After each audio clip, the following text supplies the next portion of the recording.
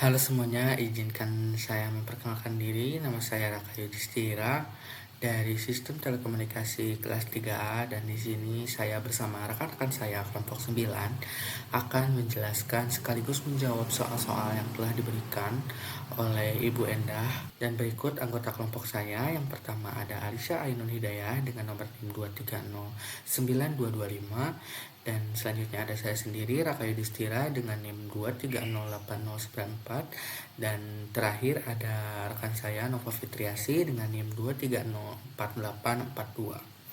Dan di sini penjelasannya akan dilanjut oleh rekan-rekan kelompok saya yang lain. Jadi cukup sekian dari saya dan terima kasih. Baik, di sini saya akan menjelaskan soal analitis nomor 1 dengan soal yaitu beri gambaran sebuah sinyal waktu kontinu yang bersifat periodik berupa sinyal sinus dengan frekuensi 5 Hz dan fase awal pi/2 radian. Pada gambaran sinyal ini, sinyal divisualisasikan menggunakan aplikasi MATLAB. Pada grafik mencerminkan bahwa sinyal sinusoida memiliki frekuensi tetap yaitu 5 Hz yang menyelesaikan 5 siklus dalam 1 detik.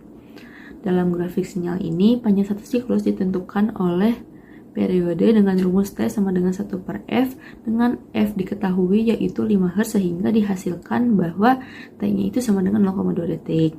Ini berarti bahwa setiap 0,2 detik, sinyal menyelesaikan satu gelombang penuh dengan pola berulang setiap 0,2 detik, sehingga menunjukkan bahwa sinyal tersebut bersifat periodik. Izinkan saya untuk melanjutkan soal analisis nomor 2, yang dimana kita harus mengulangi langkah pada nomor 1 dengan frekuensi 10 Hz, 20 Hz, dan 30 Hz, dan fase awalnya itu 0 untuk semua kasus di atas. Dan di sini sudah disajikan sebuah grafik, 3 grafik, yang dimana grafik pertama itu sinyal sinus dengan frekuensi 10 Hz, grafik kedua 20 Hz, dan grafik ketiga 30 Hz. Pada grafik pertama itu menghasilkan 10 gelombang penuh dengan siklus 0,1 second per gelombang, dengan gelombangnya terlihat lebih panjang daripada gelombang-gelombang lainnya. Maksudnya di sini adalah gelombang terlihat tidak begitu rapat, dan pada frekuensi 20 Hz gelombang terlihat lebih rapat karena gelombang pada 20 Hz memiliki 20 siklus atau 20 gelombang yang konstan.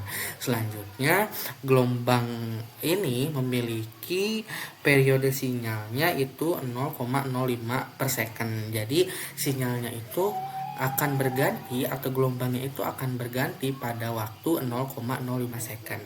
Dan yang terakhir pada frekuensi 30 Hz diperlihatkan bahwa gelombang menunjukkan siklus yang sangat rapat, karena di sini diperlihatkan memiliki 30 siklus gelombang dengan periode sinyalnya 0,033 second, yang artinya pada waktu 0,033 second akan berganti satu gelombang penuh, yaitu satu lembah dan satu bukit, sehingga di sini pada frekuensi 30 Hz menghasilkan gelombang yang sangat rapat dan juga konstan. Selanjutnya adalah nomor 3. Pada nomor ini diberikan dua buah gambar. Gambar pertama kita sebut dengan gambar A, dan gambar kedua kita sebut dengan gambar B. Pada gambar A tampak saat X berada di rentang negatif 1 hingga sama dengan 1, memiliki nilai Y sama dengan 2. Saat X berada di antara rentang negatif 1 hingga negatif 2, memiliki nilai Y sama dengan 1. Begitupun saat nilai X berada di rentang 1 hingga 2. Saat nilai X kurang dari negatif 2 atau lebih dari 2, memiliki nilai Y sama dengan 0. Oleh karena itu, grafik ini memiliki 3 persamaan secara sekaligus. Nah, persamaan tersebut telah ditampilkan dalam PPT. Kemudian pada grafik kedua, saat X berada di antara rentang negatif 1 hingga sama dengan 1, memiliki nilai Y sama dengan 1. Dan saat X lebih dari 1 atau X kurang dari negatif 1, garis tersebut menurun secara linear. Dan saat X sama dengan 4 atau negatif 4, nilai Y menjadi sama dengan 0. Dan konstan Y sama dengan 0, sehingga grafik tersebut memiliki persamaan seperti pada jawaban yang ditampilkan di PPT.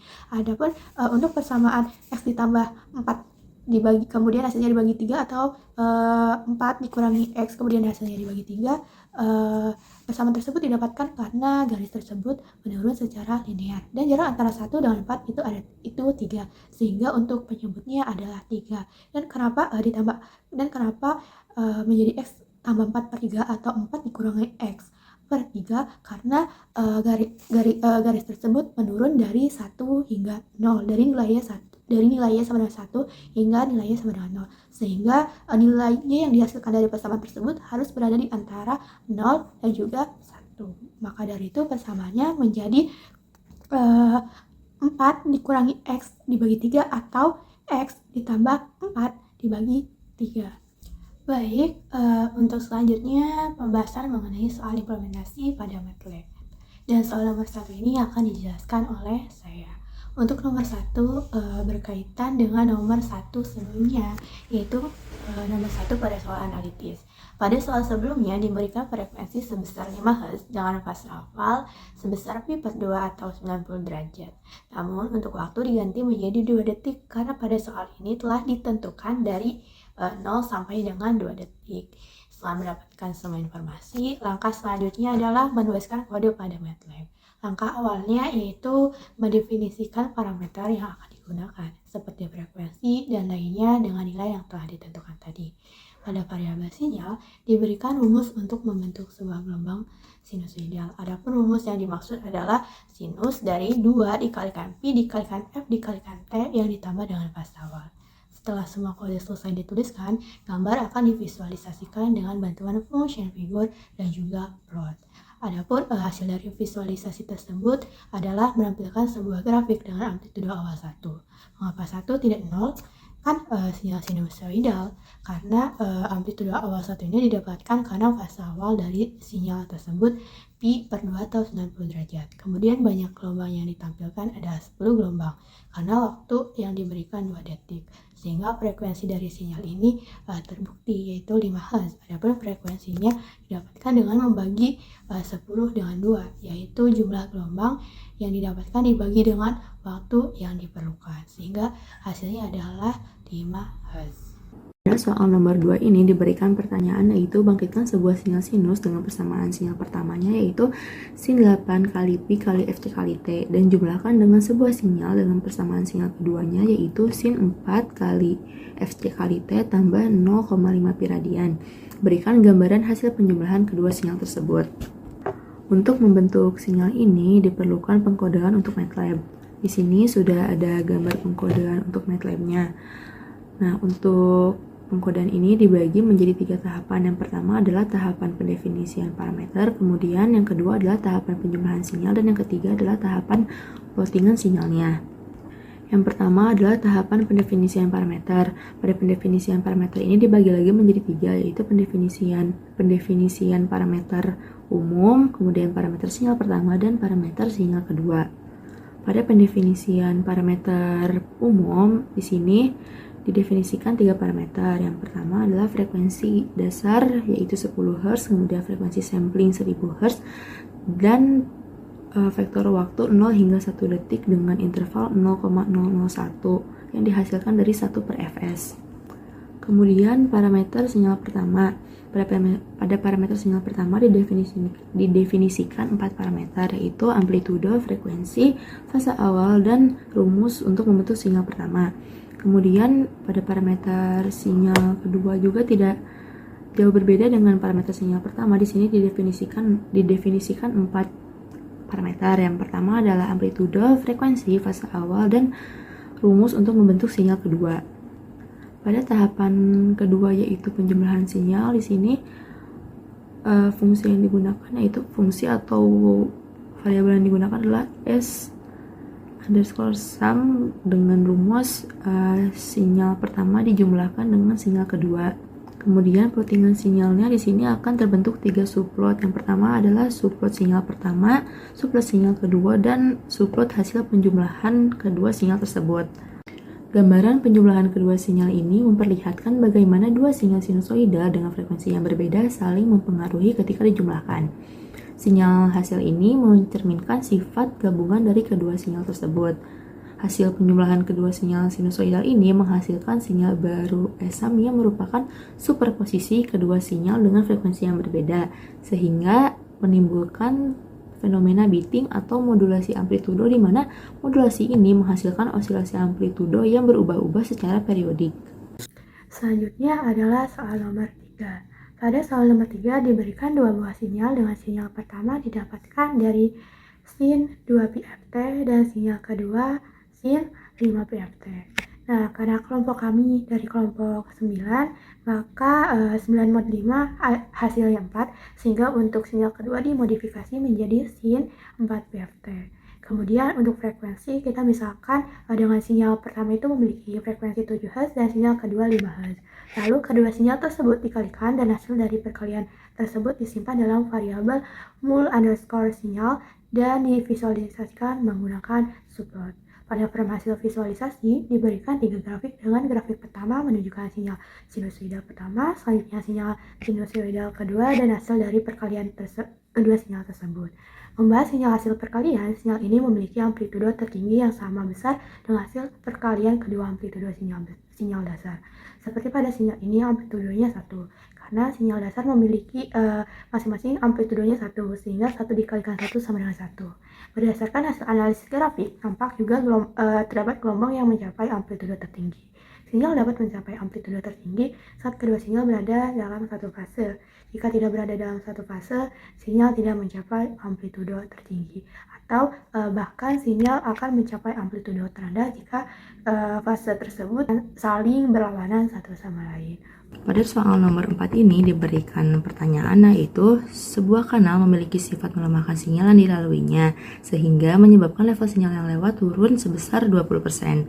Apabila sebuah sinyal sinus memiliki persamaan, yaitu sin 4 kali pi kali fc kali t, dengan fc atau frekuensinya yaitu sebesar 10 Hz, maka beri gambaran bentuk sinyal sebelum dan sesudah atenuasi.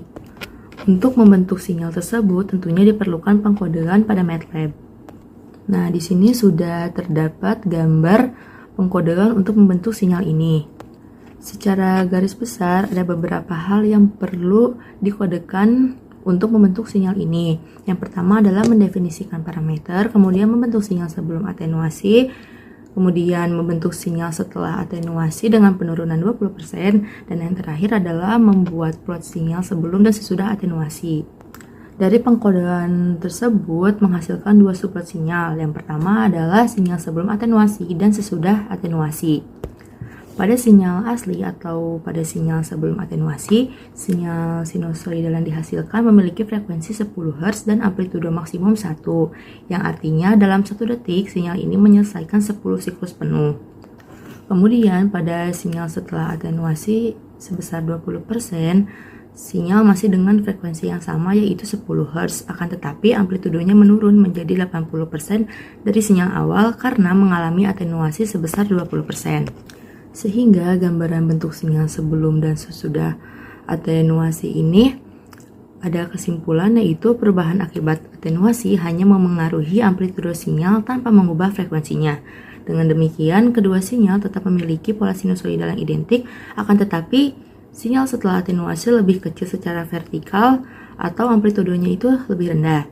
Plot ini atau plot sinyal setelah atenuasi memberikan gambaran jelas bagaimana atenuasi berdampak pada energi atau kekuatan sinyal tanpa memengaruhi periodisitasnya.